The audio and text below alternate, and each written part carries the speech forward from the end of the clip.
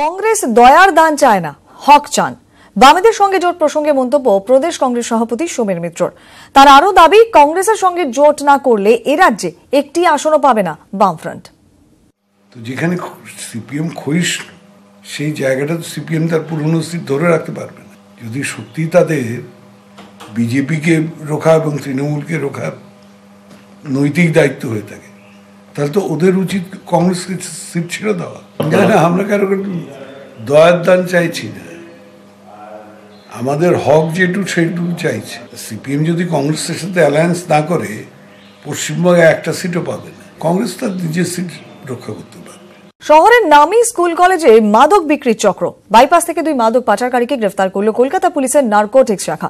উদ্ধার 460 গ্রাম হেরোইন, যার বাজার মূল্য প্রায় 5 লক্ষ টাকা। ধৃতদের 16 মার্চ পর্যন্ত পুলিশ হেফাজতের নির্দেশ দেয় আলিপুর আদালত। টার্গেট ছিল শহরের নামী স্কুল কলেজ। সচ্ছল পরিবারের পড়ুয়াদের কাছেই বিক্রি করা হতো নিষিদ্ধ মাদক। টাকার বিনিময়ে তাদের ঠেলে দেওয়া হতো অন্ধকারের পথে।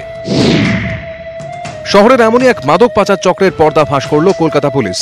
বৃহস্পতিবার বাইপাস লাগোয়া এলাকা থেকে ফাঁদ পেতে 2 জনকে গ্রেফতার করে কলকাতা পুলিশের নার্কোটিক্স শাখা। ধৃত সাবিনা বিবি এবং বাপি মোল্লা। ধৃতদের কাছ থেকে উদ্ধার হয়েছে 460 গ্রাম হেরোইন, যার বাজার মূল্য প্রায় 5 লক্ষ টাকা। ধৃতদের জেরা করে গোয়েন্দারা জানতে পেরেছে, শিয়ালদা এন্টালি বাইপাস লাগোয়া নামী শিক্ষা প্রতিষ্ঠানগুলিতে বিক্রি হতো মাদক। পড়ুয়ারাও কি জড়িত মাদক চক্রে? তদন্তে নার্কোটিক্স শাখা। শুক্রবার ধৃতদের আলিপুর আদালতে তোলা হলে 16 মার্চ পর্যন্ত পুলিশ হেফাজতের নির্দেশ দেন বিচারক।